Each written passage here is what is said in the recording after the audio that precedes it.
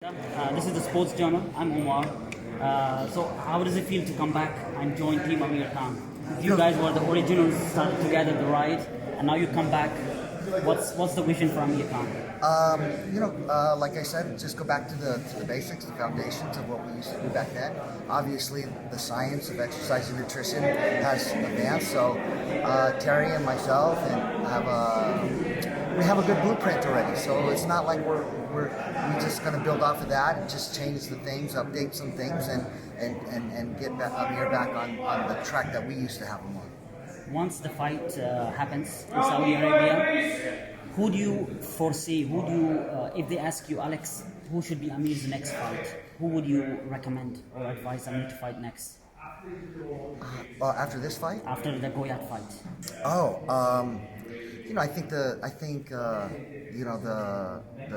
I don't want to even call it a rival, but between Manny and Amir have so much history together as sparring partners and stuff. As athletes, the UK is massively supportive of him. And then you have the Philippines, massive. So you're talking about two countries, and those are always good fights, not only just for the fighters but the fans. Why do you think that fight has never happened?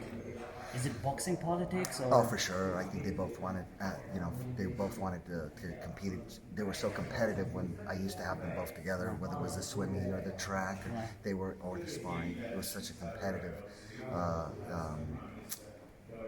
energy between those two. So it's just something that should transfer to the ring eventually and do it. Same thing with Floyd and Manny.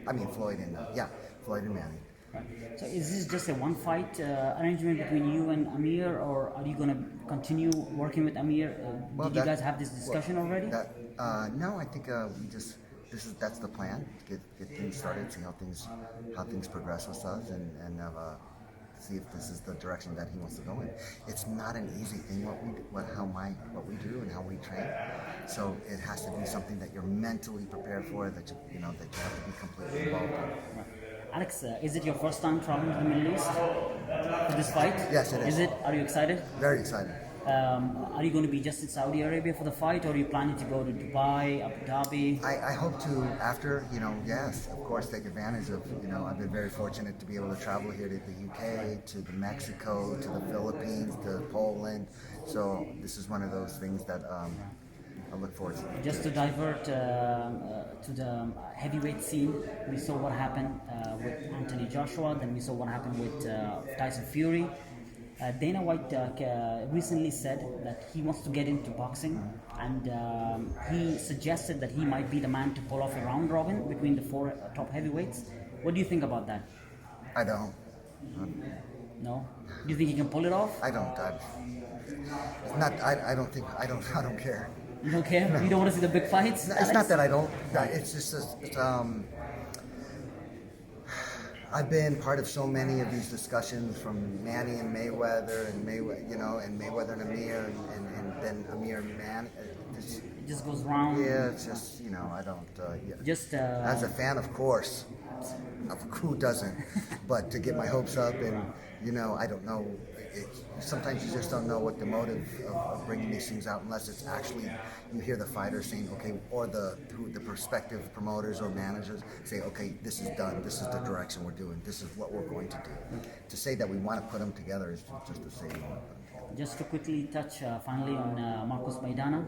You were working with him, he was looking good in the pictures, really, starting to cut. Right. I don't think it was actually said out in public. Why did he change his mind? He had a good fight deal with Al Haymon. He didn't have a good fight deal. Oh, he didn't have a fight deal? No, it wasn't with Al Haymon. They had, originally the intentions were to sign with Al Haymon, and then he found out once the contract was read that they had switched. They did a swindle, in a sense. They had signed him to a promoter, and not with Al Haymon. Made all kinds of promises. And then once he arrived in America, was to sit there and to pretty much take away all his rights as a fighter. In other words, what weight, what venue, to the glove size. No say. Absolutely no say. But more importantly, it was more to make sure that ESPN and Bob Arum didn't have an opportunity to promote him. So what they did is they signed him to a promotional agreement to pretty much just to trap him. And So did he sign that agreement? he did. So He did not is know he what he signed. right? So is he going through a legal process right now? Yes. I mean, the fans, including myself, everyone is Yeah. excited to see Marcos We and worked Maidana. extremely Maybe hard. a rematch with Amir, you know, would have been. What they did is they cut him off financially once he got to the U.S. and they pretty much they didn't take care of his visa, his work visa, the equipment. They put some guy who used to Cubas in charge, who completely neglected him, and who was a Latin who spoke and translated the whole thing just to find out that it was all a sham. Have you spoken to him recently? Yes. Is he feeling happy? Is he feeling depressed? Disappointed. Disappointed? I think that's the thing. The wife said, there's no reason for us to, we're not broke, despite what the media says, and the way that the treatment that he was getting from Al Haymon and the Cubas guy was intolerable for her. There's no reason. They're very well off over there, and just fairness to Maidana, his commitment was so involved that he brought his family. He enrolled his daughter in school, brought English teachers to help the transition, just to find out that it was all a hoax. Alex, would you be working with Marcos in the near future, even though because the legal situation could be a year or even half, like Mikey Garcia we saw. Yeah. So do you still foresee training with him? He's 35 years old, so it's got something that has to be done. It has to be done. Yeah. So that would be sure. Yeah. I mean, unless it becomes a conflict of interest, then. Just finally, can we get a top 3 or top 5 pound of Alex Ariza? Top 3, or top 5? Ooh, right now? Right now? Oh yeah, Earl Spence. Earl Spence?